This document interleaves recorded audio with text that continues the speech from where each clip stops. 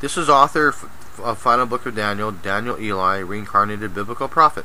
Now, I am interviewing several people here, and this topic is meant for you people listening to this video. It's about spiritual growth, spiritual awareness, spiritual awakening in the New Age, 2012, at the end of the days, God, Bibles, religious spiritual growth, meditation, prayer, incense, pitfalls, hitting bottom, rising to the pinnacle of glory. Anything you can think of, we talk about here, and it's all meant for you. So be rejoiced that you have this opportunity. It's about approximately a 45-minute video. This is number 3, video number 3 out of 5. So enjoy. Okay, Petey, start the third segment right now, okay? Tell me when you started. Type it in the room when you started.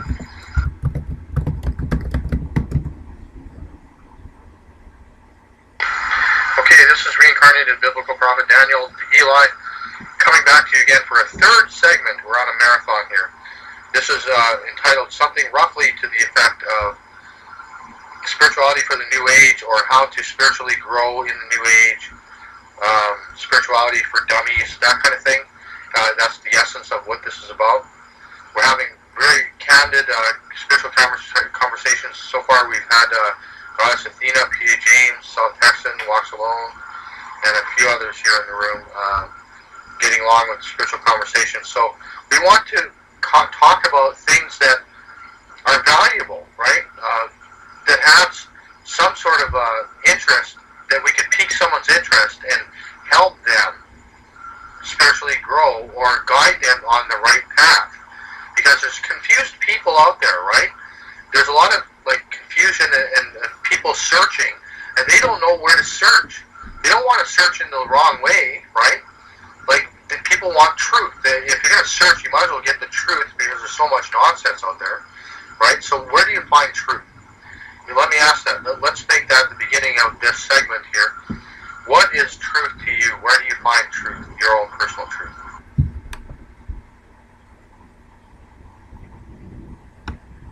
I don't know. I feel the only truth there is what you've gone through, and who you feel you are as yourself. You know, because you can ask questions about everything in this whole universe and reality, but really there's not any real truth. You know, there's anything is possible. So really, the only truth there is that truth you hold for yourself, and as a collective, which you can kind of agree on.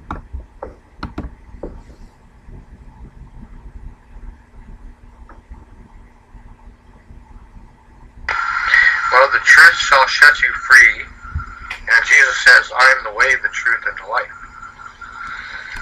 So there's a lot of truth, in the Bible, for instance, but I can't go far as to, because I've read it cover to cover, but I can't go so far as to say that 100% of it, including punctuation marks and grammar and all that, is 100% truth from God, right?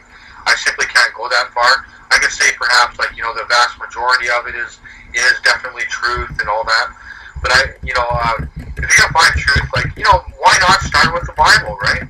Maybe the Quran or the Bhagavad Gita or one of the Holy Scriptures, right? The Deo, or the Buddhist precepts there, or whatever. But see, there's a lot of falsity, right? But we don't want to learn how the false teachings, because we don't want to be misled. The problem is that people kill the truth, right? They killed most of the Old Testament prophets. They killed Jesus. They killed 11 out of the 12 apostles of Jesus, while the false teachers seem to thrive and get rich, and they get a big following and everything. But the true messengers, they just slice them to death and beat them up and everything until their words become truth to the mainstream or something.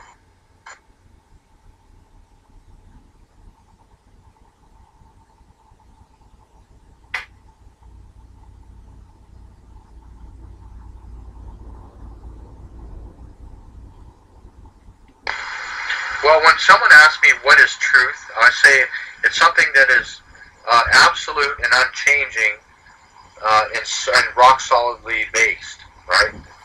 It's based on a strong foundation, an idea or a concept or a state of being, right?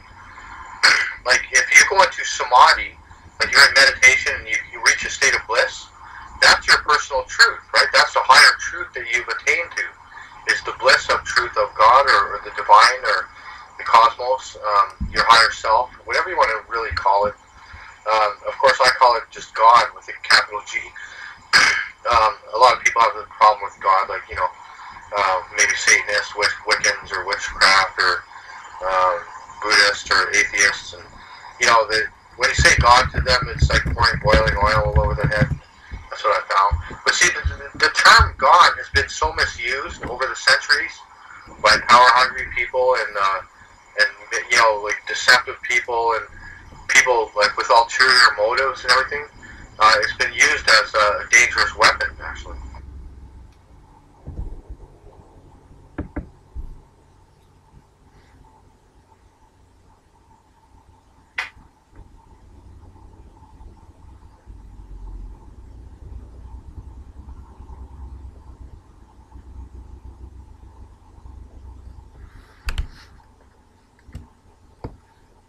And the truth is like a sword, right? A double-edged sword. Isn't there a portion of the book of Revelation where Jesus returns with a double-edged sword coming out of his mouth?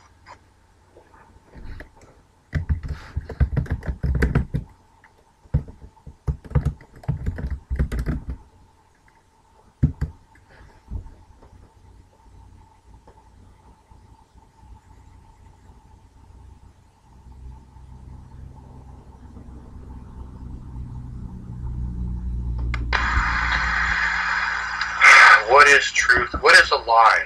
Okay, if we're trying to figure out what the truth is, we have to figure out what a lie is. It's something that's not true. What is not true? What have you found in your search for truth? Let me ask you, each one of you, I want you to come on voice and say something, okay? Record something for the recording here. What have you found in your life or in a person or something which is not true, which is a blatant falsity? I've found out the whole system is all fictional we live in, the whole monetary system, education system, political system. It's all just big parts of this illusion that's made to control the people and then eventually put the power into the hands of a few, so eventually they can become like gods and have control over all of us. So yeah, pretty much from birth we're forced to go into an education system, taught all these false beliefs. We need to like work for money and this is the way life should be. So pretty much until you figure out the whole system and how the people which run the world and what they're trying to do, you know, you're stuck in living a huge lie, and most of the world are doing that right now and they don't even know it, and it's quite sad when you see them like confused about everything and they can't figure out which way to go because they've been living in a lie for so long it's become truth to them.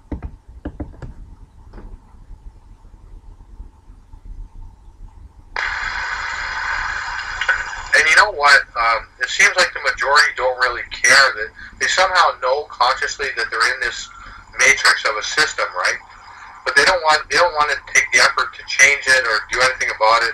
As long as they have their white picket fence, their food for their 2.5 children, the new car in the garage. Once they have that, they become complacent, right? Let's watch a movie. Let's put in a movie and watch some television. As long as I can do that, I'm fine, right? Oh, indeed. They've been programmed and conditioned through television and news, through everything pretty much, have these thoughts, and at the same time the only way to really change it, because they think like, well, what will someone think of me if I'm not working or I don't have these things, you know, they'll think less of me, you know.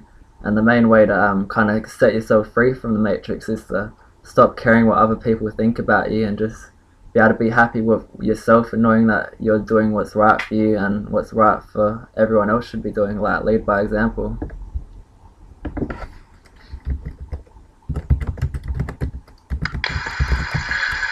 Yeah, you know, part of my problem is I get sometimes really frustrated and peeved that people like misunderstand me and they like falsely accuse me, right? Because I care what they think about me, and like they'll be falsely accusing me. Like just yesterday, I had this guy named Archangel Rooster. Now he starts like attacking me, right? Just blatantly attacking me, viciously insulting me and everything. And she's saying like, oh, like you have no tolerance, you're intolerant. You're supposed to be an angel, you're supposed to be tolerant. But he's making like a blatant false accusation, because the reality of the situation is that I'm probably more tolerant than 99.9% of humans on the planet. But he's turning things around, making it sound the opposite, right? And he's saying that I get angry easily, which is not true, because I rarely get angry. I may get a little bit like emotional, where my voice goes up and down and up and down, like I'm doing right now, to make a point, because I like to emphasize and be an actor. But you see, I don't like false accusations like that, right? And no one is sitting here defending me, so I feel like I have to defend myself against what other people think of me, right?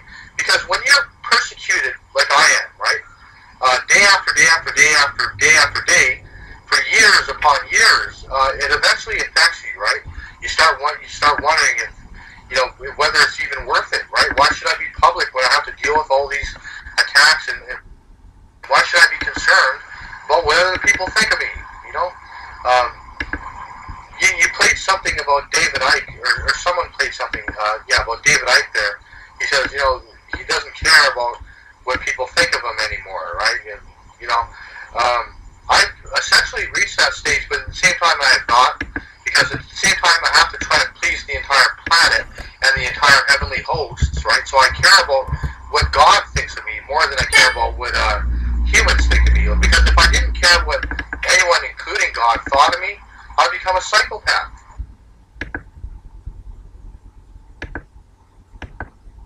Oh yeah, well that's true. Well, the reason why you shouldn't care what other people think of you, because most of the time they don't understand everything you've been through and what you actually stand for. And just by your appearance or all these different ways they've been taught, they'll judge you on that. But a lot of that, all them things you go through in life is kind of good, because out of suffering have emerged the strongest souls, and with the most massive characters are seared with scars. So yeah, pretty much what you go through in life makes you a better person. All the pain and the rain, you grow more spiritually and become a better person, and you're able to put up with that kind of stuff better.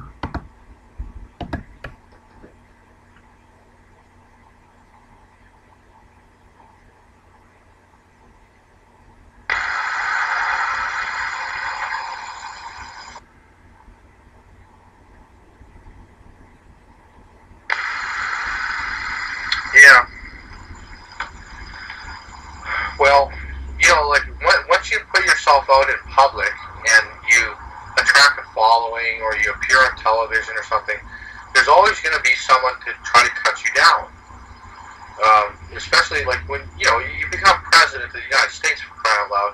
Of course, you're going to have thousands of people trying to cut you to pieces, right? Day after day after day. But is it really efficient or productive to focus on all these little negative attacks that occur to you? And we live in a sort of democratic system where you're allowed to criticize the president, right? At least that's one of the benefits of this system here, is at least we're allowed to publicly say something against the president, like say he's a fool, right? Oh, this president, he's a fool. But if you try that in some countries, you say the leader of the country's a fool, you get arrested and tortured. Look at like Hitler or Stalin or something.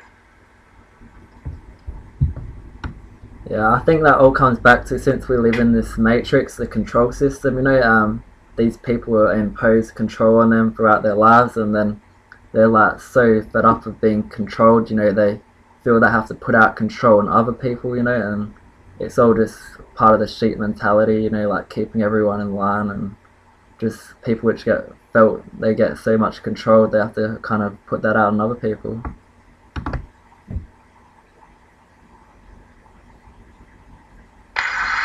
Okay, let's discuss power for a moment here. What to you is true power? Being the president, like control over nuclear weapons? Is it being a mother, control over a kid? Is it being a police officer, control over a criminal, and have the powers to arrest and everything?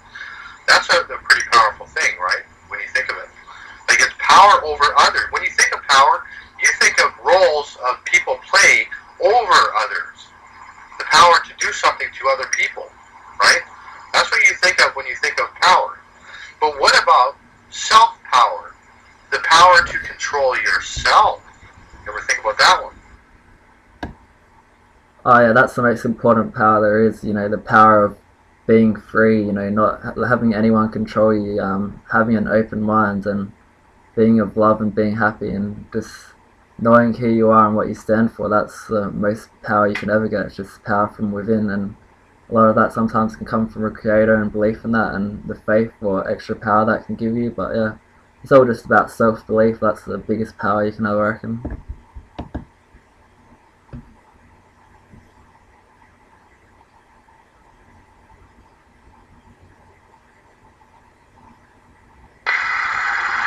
And like, how do you feel when you squash an ant on the sidewalk, right? Or a roach or something, right? You squash it with your foot. What goes through your mind? Like, do you like knowing that you're like more powerful than that little roach?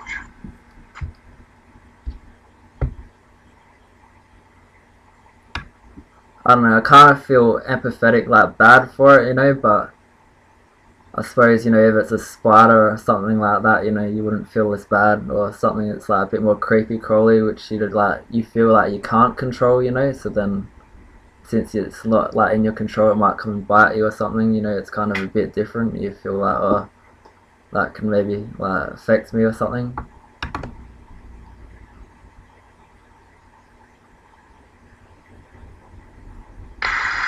Yeah, we're trying to keep a spiritual mindset here as we're talking, but what about people who have no power?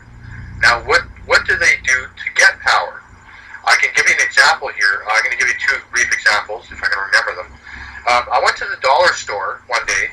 Now, I'm a regular there like 2-3 times a week for years.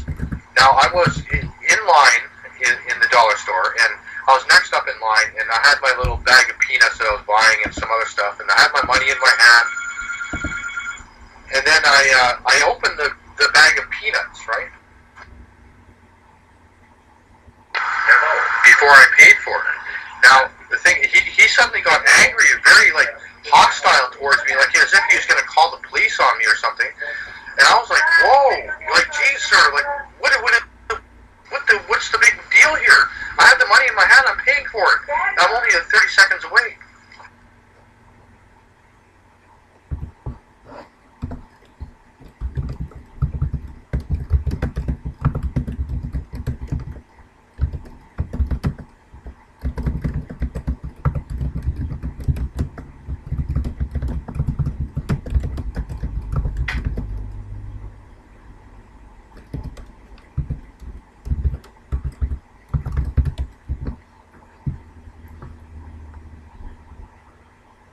Well, back on the subject, like, what do you do if someone's not free and don't feel like they've got no power?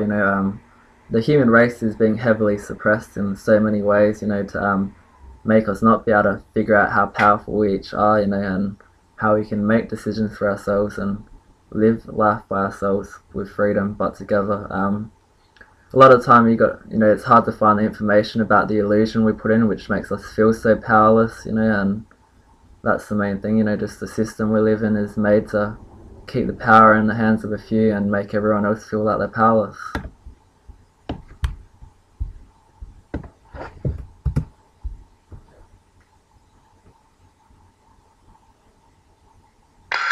Sorry, I had a phone call there, but see, the point was that this guy this man as a cash register clerk, he has no real power. He has a dead-end job that means nothing, right? Now, in his mind, he wanted to get power over me, like to exercise some sort of like dominant power by getting angry at me and saying that I like violated a big law and that kind of thing, right? And so he lashes out at me, and I'm like, well, geez, like, take it easy, sir. It's not a big deal. I'm trying to like calm him down here. And another example is this man at 7-Eleven. Now, you know how when you're making coffee, they're making coffee at 7-Eleven, it's streaming into the bowl, into the pot, and then while it's still pouring out of the machine, you sort of fill up your cup as it's halfway full. Now, I did that, and he got violently angry at me, like as if it was the end of the world. You know, like, oh, what are you doing? Ah! You know, like hostile and everything. And come on, I'm just pouring coffee. What's the big deal here? Like, you see, now here's another example. Now, blacks in our society, I'm not racist or anything, so don't accuse me of that. I'm just using the race issue here for a minute. Now, blacks in our society tend to have less true power than white people, right? We sort of all know that. Now, I'm not saying the exceptions, I'm just talking the general rules here. So, like, black males, young black males, feel powerless, so they exercise their concept of power by, say, for instance, robbing a liquor mart or something, right? And then they end up in prison. This is a fact, right? I'm not just saying this, but it's a fact that you know, black males disproportionately do stuff like that more than white males or white females or elderly couples or something like that. It's not because they're powerful, though, right? It's because they have no power. Oh yeah, but that all comes back down to the illusion of like, you know, how everyone's enforced into this system where it's all about power and control, and that's all programming and stuff too. Like, if there was no monetary system in a world where we all shared everything and worked together, like, and are united, there'd be no reason for anyone to go rob anyone else, because people would share that thing. You know, we could have everything we wanted, but that's the system we live in where it's making people do that, so we all control each other, and pretty much we're all just in a rat race trying to get to that place where we don't have to worry about those things, while the people at the top of the pyramid just have that and don't really have any worries.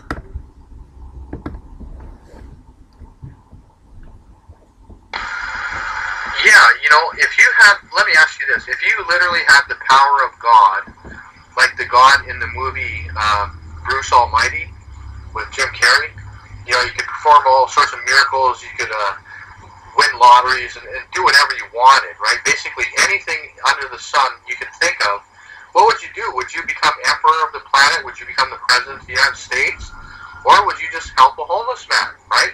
Or sit in a homeless shelter or a hospital and pray for the people? What would you do with that kind of power? Like unlimited kind of supernatural power? Well, I don't know, it depends if you've got that power like halfway through like what's going on in the world, or you had it from the start. Like, having it from the start, probably doing what's going on now would be quite good, you know, like, as time goes on, the human race, you know, figures more out about what's like spiritual understanding and about everything, you know, and we just keep growing and growing until we reach a point where we can all just know all these things and live in peace and harmony together. And we've worked towards that through lots of hard times, and that's how it goes, I guess.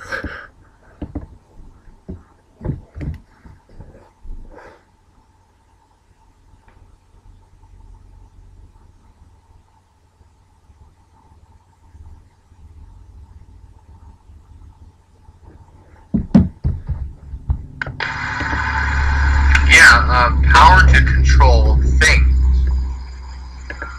your environment.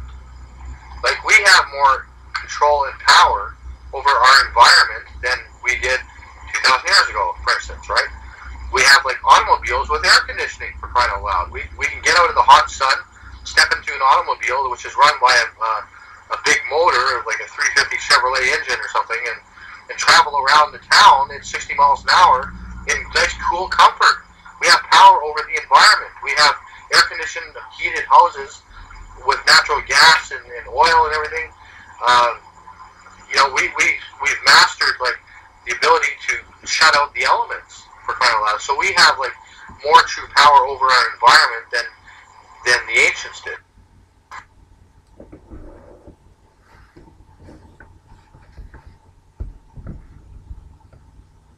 I don't know, possibly, depends on the ancients, you know, they had better technology and us and more wisdom and understanding, you know, it's quite a possibility that they did.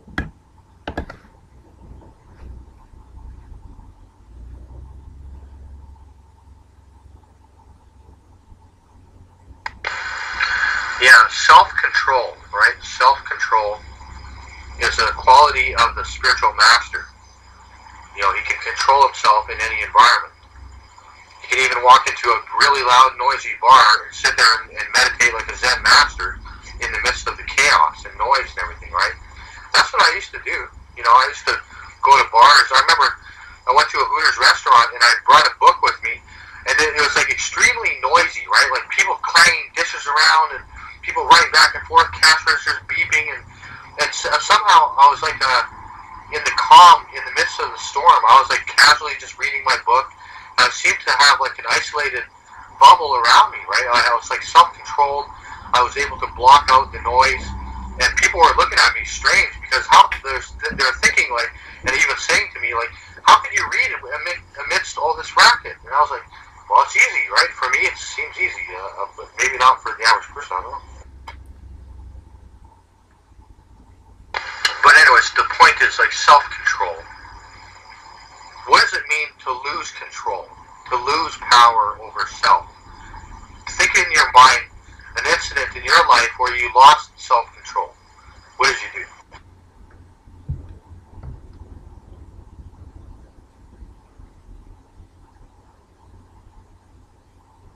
I don't know, a lot of the time that you lose self-control in a moment where you think something's like wrong, you shouldn't do it, or it's a sin, but by doing it, you gain pleasure from it. So that's like, but that's all just depends whether it's a sin or not, and all back to that.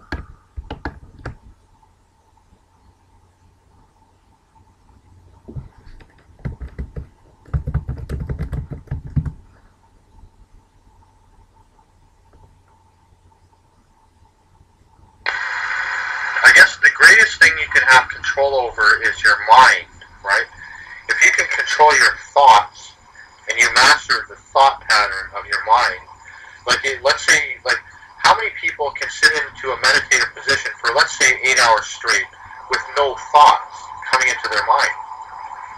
The vast majority of us have unlimited strings of thoughts, right, one after another, and they just sort of float around in your mind. Imagine having no thoughts and just dead silence, and that's it. You're just mindfulness. You don't even think, right? You're just sort of blank-minded.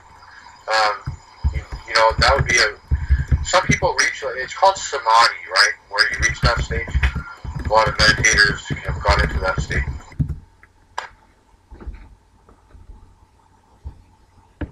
It also comes down whether you want to kind of have that control where you don't want to think for 8 hours, if that's what you want to do with your life, or you'd rather spend it more productively. It depends on what you think's best.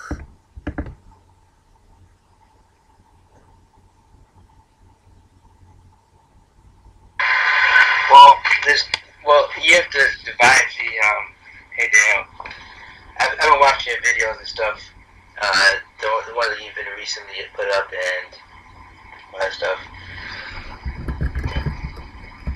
3 types of power? I don't understand what you're saying. You have to divide, there are 3 types of thinking. There's the active thinking, the restful state, and there is a state where it's almost like where you're not critically thinking, but there are thoughts that are being put into your head, and there's the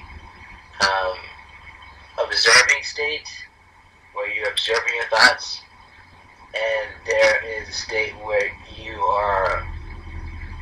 have gone with, you're driving with your thoughts. And I think it's important to take note of all these states and what state, and to determine what state that you are currently in, because you can be sitting there and thinking about something and not know that you're thinking about something, when really you are thinking about something that is very ingrained in the subconscious parts of your mind.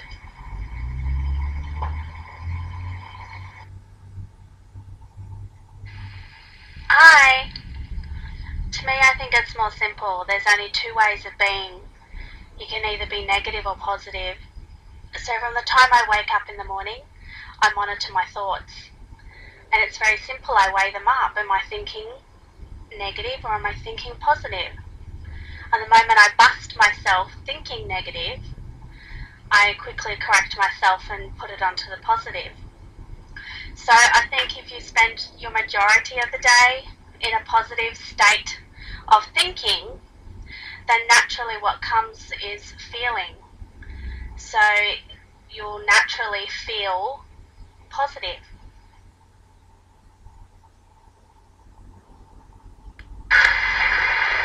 Well, naturally what people think when they first get up in the morning, they always ask one question. Everyone asks one question. I don't care who you are, you ask that one question, even though you think that you don't ask it, you do. The question is, how am I feeling? Because it's what you're feeling is what is going to determine your next course of action. So if you feel that your breath stinks so bad that you don't even need to go to the bathroom, then what you're going to do is you're going to go to the bathroom and brush your teeth. So that's a good way of determining what you're thinking is the questions that you're asking yourself has a lot to do with what you're feeling at that moment. A lot of people don't take that into question. What people are feeling in that moment, because it's not just thoughts. The thoughts are always connected to what we're feeling at that moment in time.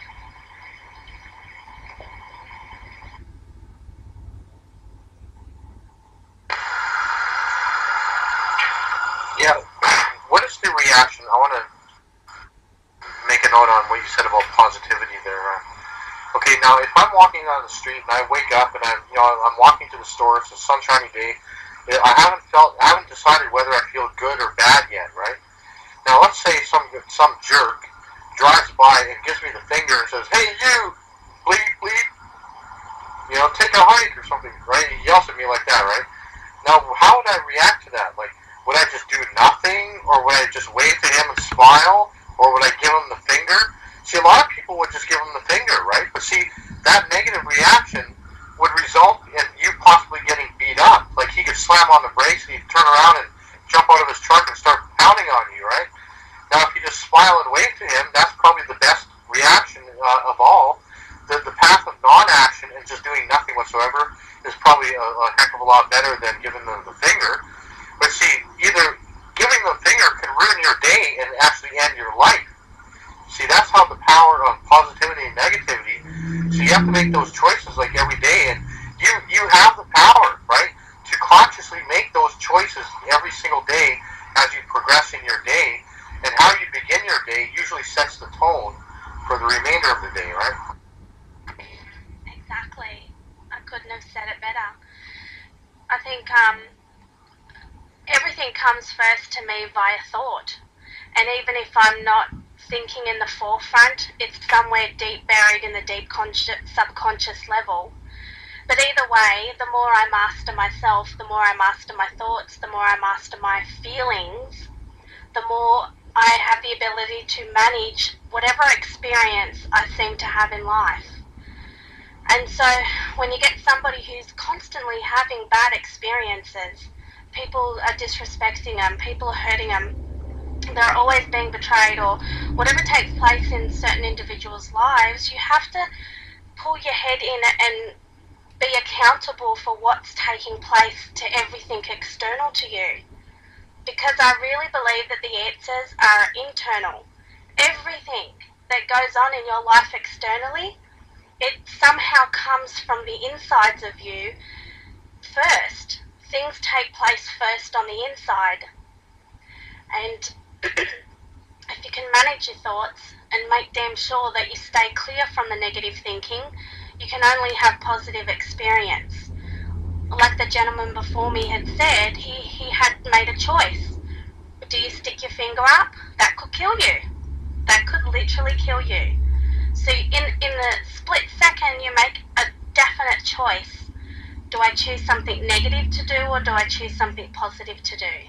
And you only ever pick the positive. Oh, that's some good points there. Yeah, well, I'd just smile and laugh, but to anything in life, that's the recipe to feel good in this life. Is no matter what, whenever anyone does anything negative or says something negative, just smile and feel good about yourself that you're not the one that's in that negative frequency, And with that killing them thing, if you stick your finger back up at them, they might kill you or anything, well, you can just smiling back at them, they probably want to kill you anyway, just as bad, because they think why does that guy feel so good? I just try to do something to make him feel bad, and he still didn't feel bad. So now I'm gonna try to do more to you, to make you feel bad. So there's not really any way you can win like that. Just as long as you're being happy and you're wary of people that might try to do stuff like that. That's all you can do.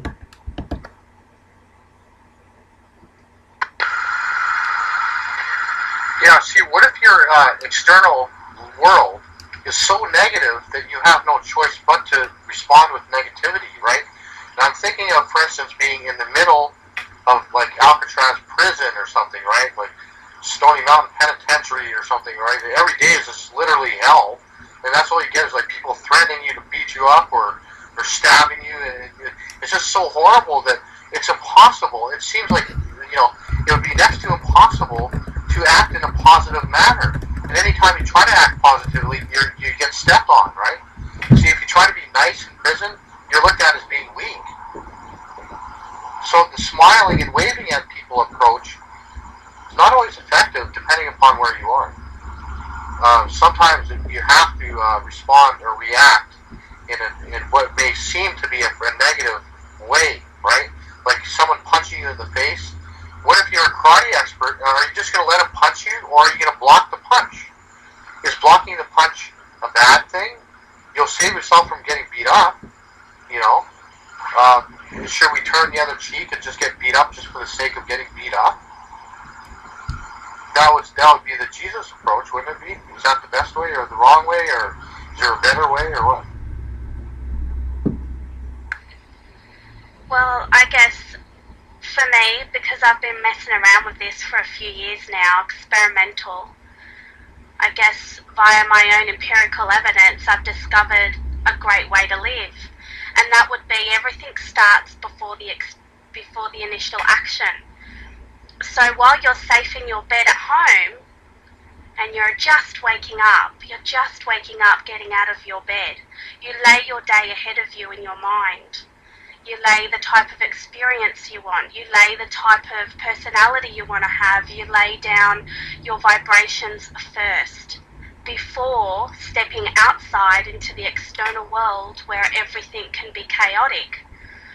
And I think when you lay down your pathway first before actually walking on the pathway, and you set yourself up on a vibrational level of positivity, nothing can get in your way that doesn't match your vibration. And I've done this through my own personal experience. This is the way I live my life. And if you stay off course and you don't manage yourself, then you're going to have other things coming to you and interfere with the way you live your life on a negative. So for the man to be in the jail, he's already done something that's on a negative level. But then again, I've also heard of a story where this one man who was in jail, when he went in, he started out with something as simple as opening up people's doors. That's how simple it was. When he would come towards a door with a group of people, he'd be the one to open the door and let people through and be the last one in. Just to have something as simple as manners, to say thank you. And did you know at the end of his visits, he had everybody opening doors for him. He never ended up having to open doors. And that was a story I read from, what book? I forget what book it was, but it was even inside a chaotic environment like a jail where people are angry, murderers, killers, you can make a difference. And it starts within yourself first.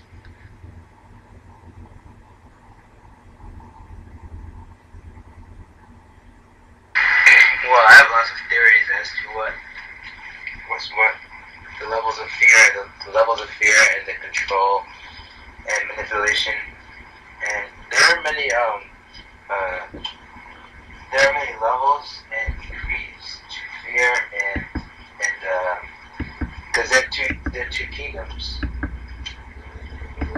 and that kingdom of fear is in these prisons.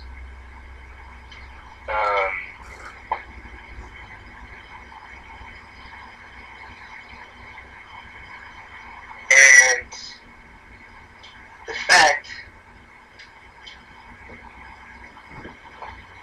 fact that the fear has been controlling them for so long.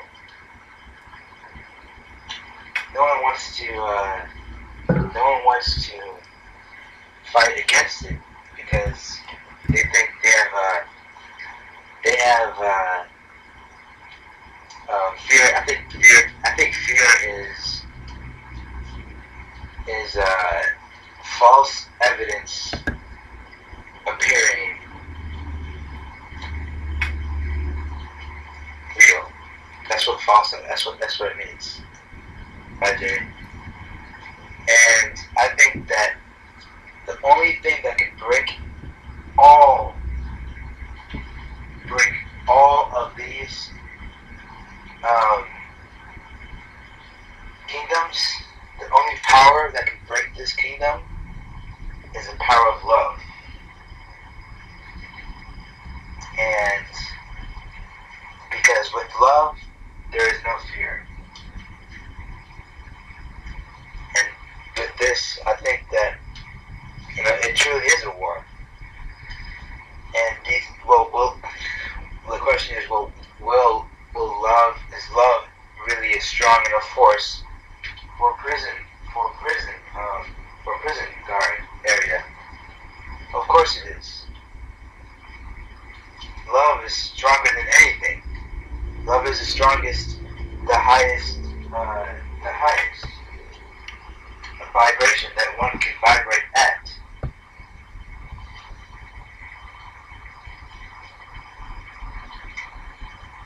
So I think the question is, can love survive in prison, like stuff in places like prison, in places like war? Can love truly conquer?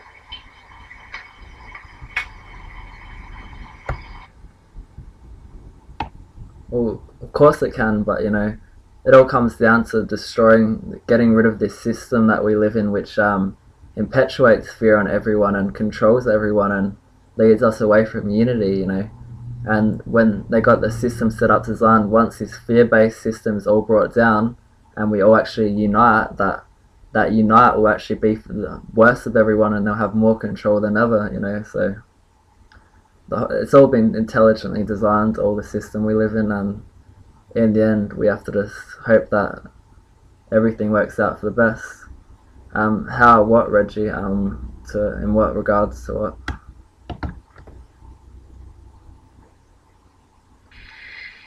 See, I won't for 1 second believe that, because the moment you do, you become part of the system. This so-called intelligent system that the media, the government, all those groups out there that seem to have created. You as an individual has the power to make the difference this second. And that is by not discussing the negatives of anything that takes place externally from our existence. 2, never to participate, never to discuss. An amazing lady, Mother Teresa, had once said, "Don't invite me to an anti-war, but invite me to peace." She'll go to a protest, yep, but it won't be for anti-war, it'll be for peace. So which one do you want to root for? They do the same thing. They're trying to say the same thing. Anti-war, they don't want war, but yet they're chanting war, war, war. What's the first thing you think of when you hear the word war? You think of blood, you think of guns, you think of death, you think of children suffering. Those are the things you think of when you hear the word war. But it's an anti-war protest, right? We don't want that. If you don't want that, then why say a word that attracts all those things that you don't want? So then what you've got to do is you've got to change the idea of words. You don't want to talk about the system. You don't want to talk about betrayals of the government, secret societies, You don't want to discuss those things because all you do is you give it life by discussing it. You're a part of the system now. So you've got to consciously think, well, exactly what do I want to participate in? Love? Anything love-based? Anything positive-based? Well, what is that? Let's see, what is it that I can join that's love-based, that's positive-based, and that there is what I want to participate in. Well, what I'm gathering there is you're saying by sticking our heads in the sand that all this negativity won't be there, when in fact there's still people starving all over the world because of this system that's corrupt, and there's lots of people out there which is going to keep on suffering until this system is collapsed, because without that, evil is going to be in power until the day the system is brought down and evil is eradicated. That is the main issue there.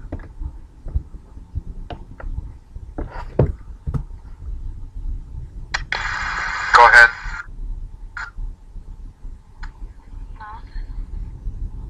Thank you, Daniel. That was really polite of you. No, not at all. Never stick your head in the sand. That's not what I'm saying. The most greatest weapon that you could ever possibly have on your side is the power of oneself. And exactly what is that? The best way, the best offering that you can give to your fellow humans, to people on this planet, is the best part of who you are. That is the greatest gift. It is the greatest lesson that you can give to this planet, and that is to be the best of who you are. You don't concentrate on the death and destruction. You don't sit there and concentrate on the starvation of people. You concentrate on how to educate people to hunt for food, to grow their fruit and veggies. And you live by example. You actually have to participate in the world this way. You do this to your own fruit and vegetables, and you live a productive life by example. You don't zone in on the sadness and donate money. Just chuck money over to the other side of the country. There's me being a good person. Really? That money didn't initially go to you, not physically. And people think by handing over money that's doing something. No! Physically, being who you are is doing something. Physically, in your community where you live, handing over a blanket and educating a person, showing love, showing an expression of how to get your food, how to take care of yourself. These are the things that we can pass on to people all around us, in front of us. And it starts from within. You've got to start with yourself first. There's no burying your head in the sand. That's not what I'm saying when I say that. I never turn my back on an individual. But what I do is live by example. And you spread the word on how to be intelligent enough to take care of yourself. If you've got tools and you know how to plant your own fruit and veggies, then you pass that on to someone who doesn't. If you have the ability to go make money and get a job, and you know those skills, then you pass it on to somebody who doesn't. That's what you do. That's the greatest gift you can give to the world, is the best part of who you are. Yeah, that's just like helping one or two people doesn't change the fact that millions are starving around the world, and you know they're taking away all them freedoms. You can't grow your own fruit and vegetables without having chemtrails falling on it, without GMO foods. People are getting arrested for collecting rainwater in their backyards around the world. You know, this system is designed to keep the wealth in the hands of the few and the power, and they are using us as their lap rats. So no matter what, you know, this system needs to come down. I think that's the main thing.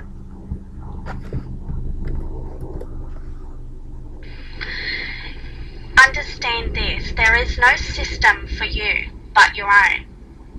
Okay? If you were genuinely interested in what you were just saying, you wouldn't be in this chat room.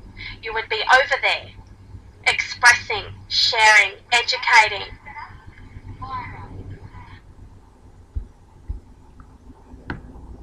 Well, that's the whole thing, you know, I'm just gaining more, like, you know, knowledge on spirituality, you know, so I have the strength to go and do that, you know, but that is the whole point. I'm here to gain more insight on what I'm going to do in this world.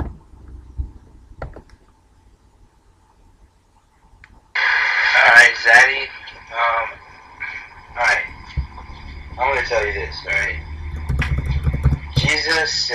Jesus said that don't throw your pearls to swine. I don't know if you heard me or not. I don't know if you're listening. Verse 1, are you listening? Jesus said that don't throw pearls to swine. Why would you throw